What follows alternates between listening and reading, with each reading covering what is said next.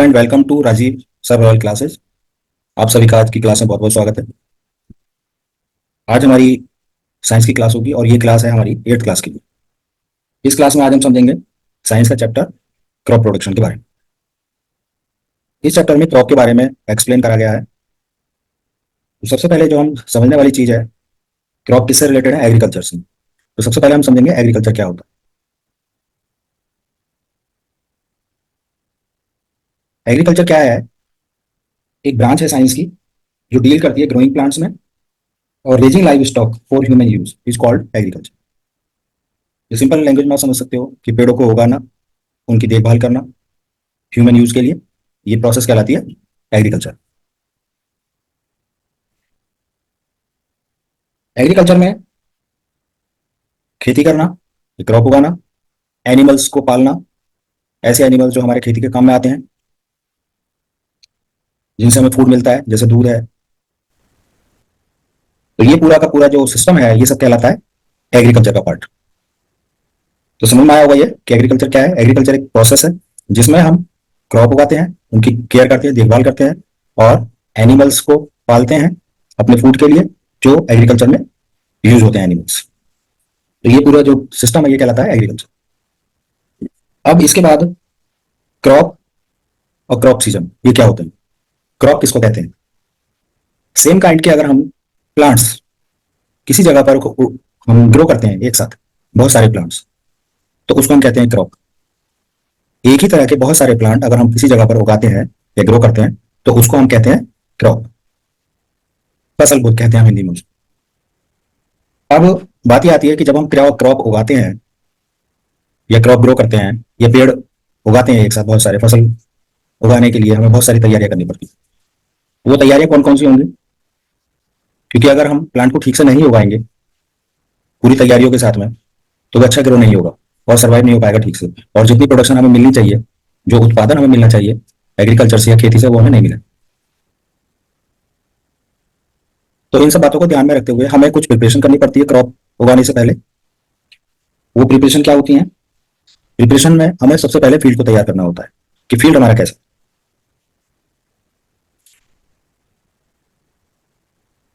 तो फील्ड को तैयार करने के लिए, जैसे फील्ड है खाली पड़ा हुआ है तो वो सॉलिड हो जाता है, उसकी मिट्टी जम जाती है। तो प्लांट को चाहिए थोड़ी सी सॉफ्ट मिट्टी जिससे उसकी जड़ें उसमें अंदर तक चली जाए और उनको न्यूट्रिएंट प्रॉपर मिल सके। तो सबसे पहले प्रिपरेशन ऑफ सॉइल ही करना होता है। उसके बाद में हमें बीज बना होता है। जब फील्ड तैयार हो जाता है तो सीड को शो करना होता है।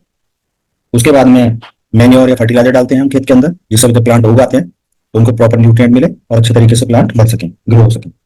उसके बाद में इरिगेशन करनी होती है, पानी देना होता है फील्ड के अंदर। और जब खाद और पानी दोनों लग जाते हैं खेत के अंदर, ये तो साथ में कुछ वीड्स, घास फूस जो अनवांटेड प्लांट्स है वो भी उगाते हैं, तो उनको रिमूव करना जरूरी होता है। रिमूव करना इसलिए जरूरी है कि जो भी हम न्यूट्रिएंट देंगे, फर्टिलाइजर देंगे या मैन्योर देंगे फील्ड के अंदर, वो क्रॉप के साथ साथ उसका कुछ पार्ट ये वीड्स भी ले लेते हैं। तो वो सारा वेस्ट चला जाएगा जो वीड्स लेंगे। तो इसलिए हमें वीड्स को हटाना जरूरी होता है। उसके बाद में नेक्स्ट स्टेप में हम हार्वेस्टिंग कर लेते हैं। जब फसल पक जाती है, प्लांट ग्रो होने के बाद में बड़े हो गए, पक गई फसल, उसके बाद में हार्वेस्टिंग, उसकी कटाई कर देते हैं। और कटाई करने के बाद में उससे ग्रेन निकाल के हमें वो स्टोर करना पड़ता है। तो स्टोरेज का हमें ध्यान रखना। तो इतने सारे स्टेप्स में हमें पूरी एग्रीकल्चर प्रैक्टिस करनी होती है और तब जाके हमें अच्छी प्रोडक्शन मिलती है एग्रीकल्चर से। तो अब सबसे पहले तो ये समझने वाली बात है कि हमारी क्रॉप कितने टाइप की होती है।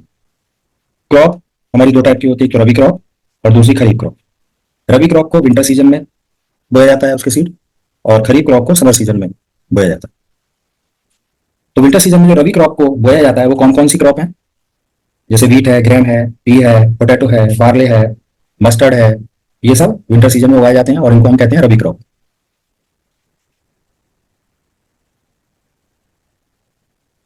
इनको जनरली अक्टूबर से लेकर और नवंबर तक बोया जाता है और इसकी हार्वेस्टिंग करी जाती है मार्च अप्रैल। तो ये थी रबी क्रॉप के बारे में। अब इसके बाद खरीफ क्रॉप क्या होता है? खरीफ क्रॉप को मेनली जून जुलाई तक बोया जाता है और इसकी जो हार्वेस्टिंग करी जाती है फसल की, वो सितंबर से लेकर अक्टूबर तक करी जाती है। तो ये जो क्रॉप है, अब इस क्रॉप के अंदर कौन कौन से प्लांट आते हैं? जैसे राइस, मेज, ग्राउंडनट, सोयाबीन, कॉटन, ज्वार और जितनी भी पल्सेज हैं, दाल जो हम खाते हैं, वो सब इसी के अंदर आते हैं खरीफ क्रॉप के। तो इस तरीके से ये दो टाइप की क्रॉप है, रबी क्रॉप और खरीफ क्रॉप।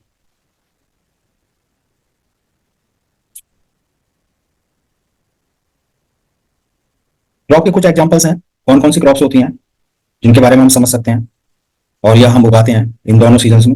जैसे कुछ सीरियल क्रॉप्स हैं, जैसे जिनको हम ग्रेन क्रॉप भी कहते हैं, जैसे राइस, व्हीट, मेज, बार्ले, ओट। कुछ लेग्यूम क्रॉप्स होती हैं जिसमें लेग्यूमिनस प्लांट बोए जाते हैं, जैसे ग्राम, पी, बीन, जो फलीदार पौधे हैं उनकी बात हो रही है। तीसरे होते हैं ऑयल सीड क्रॉप, जिनसे हमें तेल मिलता है, ऐसी क्रॉप जिनसे हमें ऑयल मिलता है, जैसे मस्टर्ड ऑयल, ग्राउंडनट ऑयल, ये मिलते हैं। तो मस्टर्ड, ग्राउंडनट, सोयाबीन ये बोए जाते हैं, ये भी एक क्रॉप है। एक फाइबर क्रॉप भी होती है जिससे हमें कॉटन या जूट मिलता है। एक रूट क्रॉप होती है जिससे हमें रूट मिलती है, और रूट हम फूड के रूप में यूज करते हैं, जैसे स्वीट पोटैटो या कैरेट, ये रूट क्रॉप है। एक ट्यूबर क्रॉप होती है, उसमें आते हैं पोटैटो और टेपियोका, ये ट्यूबर क्रॉप में। तो अब ये सब बात होनी हो गई। इसके बाद में अब हम चलेंगे एग्रीकल्चर प्रैक्टिस की तरफ, कि एग्रीकल्चर प्रैक्टिस कैसे करते हैं, खेती कैसे करते हैं। तो खेती करने के लिए कुछ स्टेप्स हैं जो मैंने अभी पहले ही बताए थे, थोड़ी देर पहले। 7 स्टेप्स हैं जिनका हमें ध्यान रखना पड़ता है, और स्टेप बाय स्टेप हमें करना पड़ता है। और जब ये सातों स्टेप्स पूरे हो जाते हैं तो हमें अच्छी तरह ग्रेन मिल जाते हैं। तो पहला है प्रिपरेशन ऑफ सॉइल, दूसरा सोइंग ऑफ सीड, तीसरा application of manure and fertiliser, चौथा इरिगेशन, पांचवा रिमूवल ऑफ वीड्स, छठा हार्वेस्टिंग, और सातवां स्टोरेज। ये 7 मेन स्टेप्स हैं जिनको हमें एग्रीकल्चर में यूज करना पड़ता है, और इन 7 स्टेप्स के बाद में हमें ग्रेन्स मिल जाते हैं क्रॉप के। तो सबसे पहले अब एक एक करके जितने भी पॉइंट्स हैं 7 स्टेप्स, इनको हम बारी बारी से समझेंगे डिटेल। तो सबसे पहला जो स्टेप है प्रिपरेशन ऑफ सॉइल का आता है। प्रिपरेशन ऑफ सॉइल कैसे करते हैं? खेत के लिए, खेती करने के लिए, ये पौधों को उगाने के लिए सबसे पहले हमें खेत को तैयार करना होता है, फील्ड को तैयार करना। तो उसके लिए हमें कुछ इंप्लीमेंट्स या औजार चाहिए होते हैं खेती करने के लिए। तो सबसे पहले पिलो है, वुडन पिलो है, एक आयरन पिलो है, एक कल्टीवेटर होता है। ये तीनों तरह के पिलो होते हैं। इनसे हम सबसे पहले फील्ड को खुदाई करते हैं, जिससे मिट्टी उखड़ जाती है फील्ड की, और वो पलट जाती है, नीचे वाली मिट्टी ऊपर आ जाती है, ऊपर वाली मिट्टी नीचे आ जाती है, जो सॉइल की ऊपर वाली लेयर है। तो प्लो का काम होता है ये मिट्टी को उलट पलट करना, ये सब प्लो का काम होता है। तो इससे फायदा क्या होता है? इससे सॉइल जो जम चुकी है एक तो वो सॉफ्ट हो जाती है, फूल जाती है, और उसके अंदर जो माइक्रोब्स हैं उनके रहने की जगह बन जाती है, जिससे प्लांट्स को हेल्प मिलती है, न्यूट्रिएंट। और दूसरी बात, जो ऑक्सीजन है या कार्बन डाइऑक्साइड है वो उस मिट्टी के अंदर भर जाती है, जो प्लांट्स को हेल्प करती है ग्रो होने में। उसके बाद में जब प्लोइंग कर देते हैं तो उसके बाद उसको लेवल कर देते हैं। तो लेवल जब करते हैं तो जितनी मिट्टी है, मोटे मोटे डेले खुदाई के टाइम पे वो उलट पलट हो गए थे, मिलते हैं हमें, वो सब चूरा हो जाते हैं और बारीक मिट्टी बन जाती है। सारे मोटे मोटे जो डेले हैं वो टूट जाते हैं, और वो हमें प्लेन फील्ड मिल जाता है। उसके बाद में उसमें से जो थोड़ी बहुत घास फूस निकलती है उसको हटा लिया जाता है, और घास फूस ऐसे खुला छोड़ देते हैं। अगर एक आध दिन उसको प्लो करने के बाद में, तो जो घास फूस उखड़ जाती है वो सब सूख जाती है, उसकी जड़ें सूख जाती है, और फील्ड हमारा साफ हो जाता है।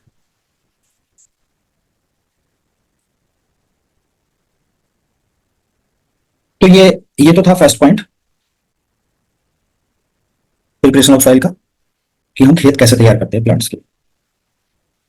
इससे एक और फायदा ये भी होता है कि जैसे केंचुए हैं, अर्थवर्म है, वो मिट्टी के अंदर अपनी जगह बना लेते हैं और मिट्टी को फर्टाइल करते रहते हैं, तो जिससे प्लांट को हेल्प मिलती है और न्यूट्रिएंट रिच हो जाती है वो सॉइल।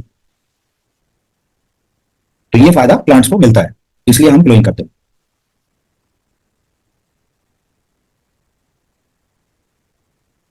एग्रीकल्चर करने के लिए मैंने अभी इंप्लीमेंट बताए थे, प्लोइंग करने के लिए 3 इंप्लीमेंट बताए थे, एक तो प्लो, दूसरा हो, तीसरा कल्टीवेटर। प्लो ये टिलिंग करता है सॉइल की, खुदाई कर देता है। ये हो ये थोड़ा सा चौड़ा होता है, ये भी खुदाई भी कर देता है और मिट्टी को थोड़ा सा यूज भी कर देता है, और वीड्स को भी रिमूव करता है। और कल्टीवेटर बहुत सारे उसमें हो लगे होते हैं एक ही साथ, और इसको ट्रैक्टर से चलाया जाता है, तो एक साथ कम टाइम में ज्यादा प्लोइंग हो जाती है इससे। इसके बाद में जो नेक्स्ट स्टेप आता है, दूसरा स्टेप वो आता है सोइंग ऑफ सीड।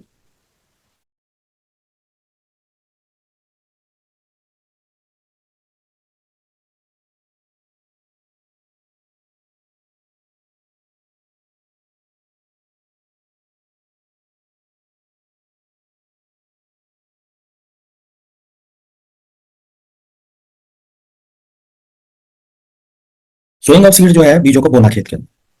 जब खेत लेवल हो जाता है, तैयार हो जाता है प्लांट को उगाने के लिए, तो उसके अंदर सीड बो दिए जाते हैं। अब सीड को बोने के 2 तरीके हैं। एक तो ट्रेडिशनल मेथड है, पुराने टाइम से वो चला आ रहा है। वो मेथड क्या है? या तो हाथ में मुट्ठी भर के बीजों को खेतों में बिखेर दिया जाता है, इधर उधर छिड़क दिया जाता है, जिससे खेत में बीज बिखर जाते हैं। और दूसरा मेथड है मशीन से बोए जाते हैं बीज, जिसको हम कहते हैं सीड ड्रिल। सीड ड्रिल से क्या होता है, जब उसके अंदर ऊपर एक कंटेनर होता है, उसमें सारे सीड को भर दिया जाता है, और जैसे जैसे फ्लो चलता रहता है आगे, नीचे एक एक बीज करके वो एक डेफिनेट डिस्टेंस में बीज ऊपर से नीचे गिरता रहता है मिट्टी के अंदर। तो दोनों में जो मेथड है वो बेस्ट तो सीड ड्रिल वाला ही है जो आजकल लेटेस्ट है। ट्रेडिशनल मेथड में वेस्टेज बहुत ज्यादा है सीड की, क्योंकि जब हम हाथ से फेंकते हैं बीजों को इधर उधर खेत के अंदर, तो कुछ बीज खेतों में मिट्टी के नीचे चले जाते हैं, कुछ ऊपर आ जाते हैं, ऊपर ही रह जाते हैं, जिनको प्रॉपर मॉइस्चर नहीं मिलता। और उससे नुकसान ये होता है कि जो बर्ड्स हैं वो उनको बीजों को जो ऊपर पड़े हुए दिखाई देते हैं उनको वो खा जाते हैं, तो जिससे सीड का नुकसान हो जाता है। कुछ सीड ऐसे हैं जो ज्यादा गहराई में चले जाते हैं, मिट्टी के अंदर दब जाते हैं, तो प्लांट वहां से उग नहीं पाता। तो एक प्रॉपर डेप्थ पे रहने के लिए जरूरी है कि उसको मशीन से ही बोया जाए सीड को। तो उसके लिए जो आजकल मेथड ये होता है वो होता है सीड ड्रिल का। सीड ड्रिल का फायदा यह है कि तो प्रॉपर डिस्टेंस पे एक एक बीज करके गिरता है मिट्टी के अंदर खेत में, और प्रॉपर डिस्टेंस पे गिरता है, और डेप्थ भी उसकी लिमिटेड रहती है, जिससे ना तो सीड मिट्टी ऊपर रह पाता है ना ही ज्यादा गहराई पे जा पाता है, एक प्रॉपर डेप्थ पे रहता है और उसको जमने में हेल्प मिलती है, प्रॉपर मॉइस्चर भी उसको मिल जाता है जमने के, तो ये फायदा होता है। तो इस तरीके से ये सीड बो दी जाती है। अब सीड को सेलेक्ट करने के लिए एक बात ध्यान में रखनी होती है कि प्रॉपर अच्छी क्वालिटी के सीड ही हमें यूज करने चाहिए। अच्छी क्वालिटी के सीड होंगे तभी सारे प्लांट जर्मिनेट होंगे, सीड जर्मिनेट होंगे सारे के सारे, और क्रॉप हमारी अच्छी होगी। लेकिन अगर सीड अगर अच्छी क्वालिटी का नहीं है तो फिर उसमें से आधे सीड जमेंगे जर्मिनेट होंगे और आधे नहीं होंगे, तो अच्छी क्रॉप नहीं होगी, तो वेस्टेज ज्यादा हो जाएगी। तो इस बात का ध्यान रखना है, सीड को प्रॉपर सेलेक्ट करना, अच्छी क्वालिटी के हमें सीड सेलेक्ट करना चाहिए। कुछ क्रॉप्स ऐसी होती हैं कि उनको पहले हमें नर्सरी में सीड को उगाना पड़ता है और उसके बाद में मेन फील्ड में हम लगाते हैं, तो इस मेथड को कहते हैं हम ट्रांसप्लांटेशन। जैसे उसमें से एक का एग्जांपल है, जैसे राइस, राइस का प्लांट इसी तरीके लगाया जाता है, पहले नर्सरी में बोया जाता है राइस का बीज, फिर उसको छोटा सा प्लांट जब उगाता है तो उसको उठा के एक बड़े फील्ड में, मेन जो फील्ड है वहां लगाया जाता है। डायरेक्टली सॉइल के अंदर नहीं बोया जाता है इसको मेन फील्ड में। उसी तरीके जैसे ब्रिंजल का पेड़ है उसको उगाने के लिए, या ओनियन के पेड़ है वो भी ऐसे ही सब नर्सरी में पहले इनको तैयार किया जाता है, सीडलिंग्स बनाए जाते हैं इनके, और बाद में इनको ट्रांसप्लांट करके मेन फील्ड में ट्रांसफर कर दिया जाता है, तो उससे क्रॉप अच्छी होती है। इससे जो एक तो फायदा यह है कि एक तो फार्मर को हेल्थी सीडलिंग मिल जाती है, और हेल्थी सीडलिंग सेलेक्ट करने में फायदा होता है। तो मेन फील्ड में फार्मर वही प्लांट लगाता है जो हेल्दी प्लांट होते हैं, बाकी वो छोड़ देता है। एक तो फायदा ये होता है। दूसरी चीज, जो प्लांट लगाते हैं सीडलिंग्स नर्सरी से ट्रांसप्लांट करने में जो यूज होता है वो प्रॉपर डिस्टेंस पे लगा दिया जाता है, जिससे फार्मर को ये पता होता है कि हमें कितनी डिस्टेंस पे प्लांट को एक दूसरे से दूर रखना है, जिससे उसको प्रॉपर न्यूट्रिएंट मिल सके। इससे फायदा क्या होता है कि इससे क्रॉप प्रोडक्शन बढ़ जाता है। जब प्लांट को न्यूट्रिएंट अच्छा मिलेगा, अच्छे डिस्टेंस मिल रही है उसको सर्वाइव करने के लिए, तो प्रोडक्शन भी अच्छी होती है। तो ठीक, अब ये था हमारा सेकंड मेथड। दो मेथड हो गए, पहला मेथड था प्रिपरेशन ऑफ सॉइल, दूसरा मेथड हमारा हुआ सोइंग ऑफ सीड। इसके बाद थर्ड मेथड आता है application of manure and fertiliser.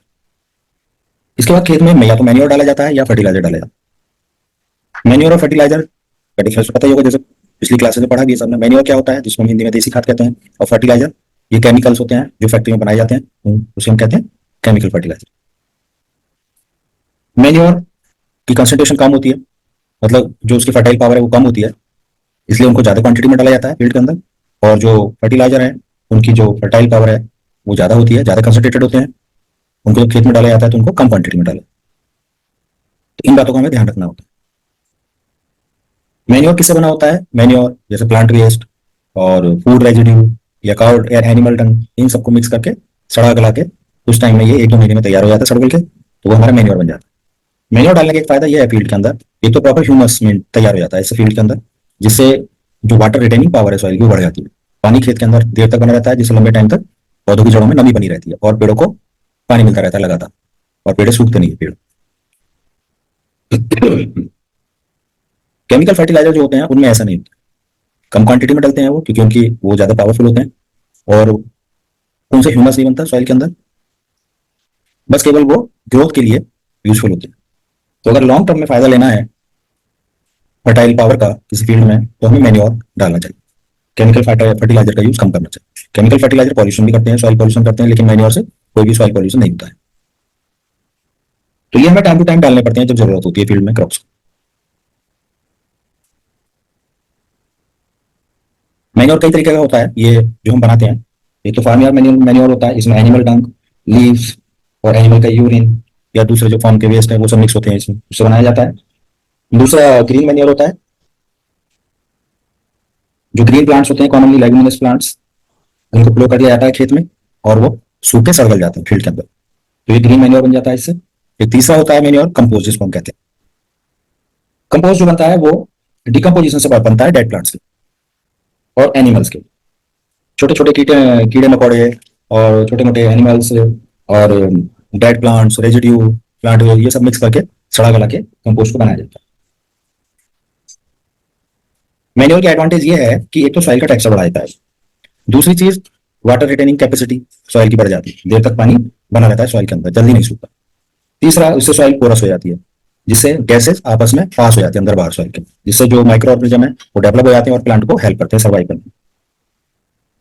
और number of soil friendly microbes बढ़ जाते हैं, जैसे मैंने अभी बताया, ये फायदा होता है मैन्योर का।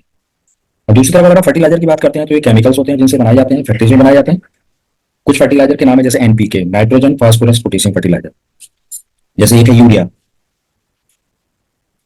यूरिया से क्या मिलता है क्रॉप को? नाइट्रोजन मिलती है। इसी तरीके से और भी कई सारे फर्टिलाइजर हैं जो हम खेतों में यूज करते हैं। एक डाई अमोनियम फॉस्फेट है फर्टिलाइजर, ये भी हम यूज करते हैं।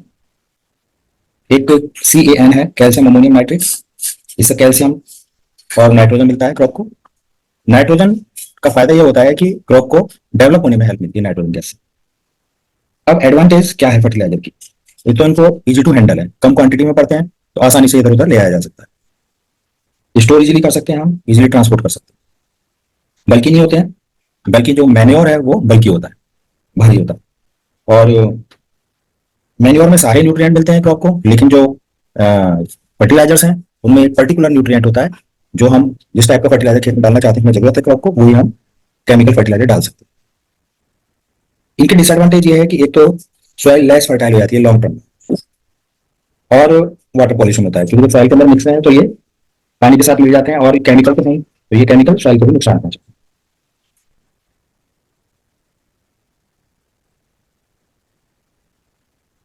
तो एक बात हमें ध्यान रखनी चाहिए, हमें क्रॉप रोटेशन यूज करना चाहिए जब भी हम क्रॉपिंग करें खेतों में। हमें क्रॉप बदल बदल के हर बार बोनी चाहिए, सेम क्रॉप एक ही फील्ड में बार बार रिपीट नहीं करनी चाहिए। क्यों? क्योंकि जो क्रॉप है वो एक पर्टिकुलर टाइप के न्यूट्रिएंट सॉइल से ले लेती है। जैसे किसी क्रॉप को नाइट्रोजन की जरूरत है तो वो लगातार नाइट्रोजन लेती रहेगी, हमने पहली बार वही वही खेत के अंदर नाइट्रोजन की कमी हो जाएगी, खेत के अंदर दोबारा फिर वही बोती तो और नाइट्रोजन कम हो गई। तो अगर कंटिन्यूस उसी को रेगुलर हम वही क्रॉप बोते रहेंगे तो धीरे धीरे क्या होगा, नाइट्रोजन खत्म हो जाएगी सॉइल के अंदर या बहुत कमी हो जाएगी, तो आगे जो क्रॉप बोएंगे हम उसको नाइट्रोजन नहीं मिलेगी। जब नाइट्रोजन नहीं मिलेगी तो क्रॉप डेवलप नहीं होगी, पौधे बड़े नहीं होंगे, बढ़ेंगे ही नहीं पौधे नाइट्रोजन कमी की वजह से। तो एक पर्टिकुलर न्यूट्रिएंट की कमी हो जाती है। लेकिन क्या होता है क्रॉप रोटेशन में, क्या होता है अगर हम क्रॉप बदल बदल के बोते हैं तो एक पर्टिकुलर न्यूट्रिएंट की कमी नहीं होती, क्योंकि हर क्रॉप को अलग तरह का न्यूट्रिएंट चाहिए होता है। तो जब क्रॉप बदल के हम बोएंगे हर बार, तो बार बार हर न्यूट्रिएंट अलग अलग कमी होगी, बराबर बराबर यूज होंगे सारे न्यूट्रिएंट हर बार अलग अलग, और प्लांट्स की पत्तियां वगैरह गिरती हैं, अलग अलग प्लांट्स जो होते हैं उनसे जो न्यूट्रिएंट कम हुए हैं पिछली क्रॉप में वो पूरे भी हो जाते हैं। तो इस तरीके से क्रॉप रोटेशन से न्यूट्रिएंट पावर सॉइल की बनी रहती है। ज्यादातर हमें ध्यान ये रखना चाहिए कि हमें जो क्रॉप लेनी चाहिए फील्ड के अंदर वो लेगुमिनस प्लांट की लेनी चाहिए बीच बीच में कुछ इंटरवल्स में। लेगुमिनस प्लांट्स कौन से होते हैं? फली वाले पौधे, जैसे मटर है, सोयाबीन है, इनकी क्रॉप लेनी चाहिए। इनकी क्योंकि इनकी पत्तियां बहुत ज्यादा झड़ जाती हैं फील्ड के अंदर और उससे सॉइल फर्टाइल हो जाती है जब वो सहती है और गलती है, तो उससे नाइट्रोजन फिक्सेशन होता रहता है। इसके बाद जो ये तीन मेथड हो गए हमारे, पहला था प्रिपरेशन ऑफ सॉइल, दूसरा सोइंग ऑफ सीड, और तीसरा application of manure and fertiliser. अब इसके बाद आता है चौथा मेथड, आता है हमारा चौथा मेथड है इरिगेशन। अब जो फर्टिलाइजर है मैन्योर डाला जाता है फील्ड के अंदर, तो उस मैन्योर को पूरे रूट तक जाने के लिए प्लांट के लिए एक लिक्विड मीडियम चाहिए होता है, वो होता है पानी, जिसको पानी में घुल जाए और प्लांट उसको जड़ों से ले ले। तो इसलिए इरिगेशन करना जरूरी है। तो पानी दिया था खेत के अंदर, तो पानी देने से वो जो न्यूट्रिएंट है फर्टिलाइजर मैन्योर के वो प्रॉपर रूट्स तक पहुंच जाते हैं प्लांट की, और प्लांट को उसका फायदा मिल जाता है। अब बात आती है कि सोर्सेज क्या है हमारे पास इरिगेशन की, किस किस सोर्स से इरिगेशन होती है। तो कुछ तो ट्रेडिशनल मेथड है जो पुराने जमाने से चले आ रहे हैं, कुछ मॉडर्न मेथड है। ट्रेडिशनल मेथड में जैसे पुली सिस्टम होता था, चेन पंप होती थी, ढेकली होती थी या रैट होती थी, आजकल वो कम ही देखने को मिलते हैं ये सिस्टम तो। और जो मॉडर्न सिस्टम है एक तो स्प्रिंकलर सिस्टम है और एक ड्रिप सिस्टम, ये आजकल पॉपुलर। तो ट्रेडिशनल मेथड में पानी की वेस्टेज ज्यादा थी, जिससे वो मेथड यूज होने कम हो गया आजकल, और पानी सेव करने के जो सिस्टम है उनको हम ज्यादा यूज करते हैं आजकल, जैसे स्प्रिंकलर सिस्टम है, ड्रिप सिस्टम। इसमें पानी की वेस्टेज नहीं होती, प्रॉपर जो रूट है प्लांट्स की उनमें पानी गिरता है ड्रॉप ड्रॉप करके, या कम क्वांटिटी में पानी जाता है जिससे पानी की वेस्टेज नहीं होती और लगातार प्लांट्स को पानी मिलता रहता है। इसके बाद में जो नेक्स्ट मेथड है रिमूवल ऑफ वीड्स। अब जब खाद भी डाल दिया फील्ड के अंदर, इरिगेशन भी होगी, तो उसके बाद में क्या होता है, कुछ अनवांटेड प्लांट जिनको हम घास फूस कहते हैं वो जम आते हैं फील्ड के अंदर। जब वो जम आते हैं तो वो कुछ पार्ट न्यूट्रिएंट का जो हम डाल रहे हैं फील्ड के अंदर, जो क्रॉप के लिए डाल रहे हैं, उसका कुछ पार्ट वो भी ले लेते हैं। इसलिए उनको रिमूव करना जरूरी है फील्ड से। तो उनको time to time hand picking से या खुरपे से, मैनुअल या रिमूवल विद केमिकल्स, कुछ केमिकल्स भी ऐसे आते हैं जिसका स्प्रे कर देते हैं और वो वीड्स जो होते हैं सूख जाते हैं और उसको फिर बाहर निकाल दिया जाता है। स्प्रे कर देते हैं केमिकल्स का, उससे क्रॉप को कोई नुकसान नहीं होता, लेकिन जो वीड्स हैं वो सूख जाते हैं उससे और वो खत्म हो जाता है। लेकिन स्प्रे करने से जो पॉइजनस एक मीडियम बन जाता है क्रॉप में, जिससे वाटर पॉल्यूशन का डर रहता है। इसके बाद नेक्स्ट जो मेथड है वो है हार्वेस्टिंग। अब क्रॉप जब बड़ी हो जाती है और पक जाती है तो फिर उसकी हार्वेस्टिंग की जाती है। पकने के बाद फसल को काटा जाता है। जब फसल काटते हैं तो मैन्युअली उसको काटा जाता है सिकल से, कभी कभी मशीन से भी कटाई होती है जिसको हार्वेस्टर कहते हैं। वो ट्रैक्टर से अटैच करके चलाई जाती है और कम टाइम में बहुत बड़े फील्ड की कटाई हो जाती है। मैनुअली काटने में ज्यादा टाइम लगता है। और जब कटाई हो जाती है एक बार, तो उसके बाद में उसकी थ्रेशिंग की जाती है। थ्रेशिंग करने से क्या होता है, जो चाफ होता है अनवांट प्लांट का जो पार्ट है, जो चाफ होता है वो अलग हो जाता है और ग्रेन्स अलग हो जाता है। उसके बाद जो ग्रेन्स हैं उनको सुखा लिया जाता है और थोड़ा बहुत जो चाफ है उसके अंदर, उसको विनोविंग मेथड करके उस चाफ को ग्रेन से बिल्कुल सेपरेट कर दिया जाता है और हमारे पास केवल ग्रेन बच जाते हैं। विनोविंग क्या है, एक मेथड है, एक प्रोसेस है ग्रेन को सेपरेट करना चाफ से with the help of wind. तो इस मेथड को कहते हैं हम विनोविंग।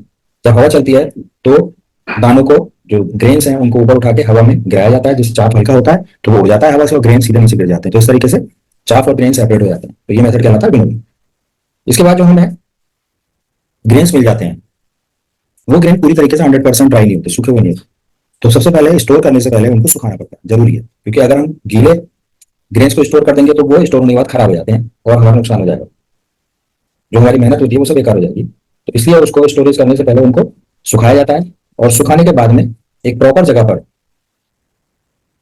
चाहे वो डोमेस्टिक लेवल पे स्टोरेज हो या कॉमर्शियल लेवल पे स्टोरेज हो, वहां पर बड़े बड़े गनी बैग्स में पैक करके उसको ग्रेनरी में या स्टोरेज की जगह होती है वहां पर उनको रख दिया जाता है, स्टोर कर दिया जाता है, जिससे वो सेफ रहे उसके अंदर और उनमें इंसेक्ट्स ना लगे। उसके लिए उसमें केमिकल का स्प्रे किया जाता है आसपास, जिससे ग्रेन्स में कीड़े मकोड़े ना लगे, वो सड़े गले ना, फंगस ना आए, नमी ना हो। इन सब बातों का ध्यान रखा जाता है और इस तरीके से हमें प्रॉपर अच्छी क्वालिटी के ग्रेन्स मिल जाते हैं जिनको मार्केट में सेल ऑफ करके पैसे कमा सकते हैं। तो इस तरीके से हमारी पूरी ये एग्रीकल्चर की प्रैक्टिस पूरी हो जाती है और इसी को हम कहते हैं खेती करना। तो मैं समझता हूँ ये सारा मेथड आपको समझ में आ गया होगा। अब आप चैप्टर को रीड करोगे अच्छे तरीके से तो और क्लियर हो जाएगा आप लोगों को।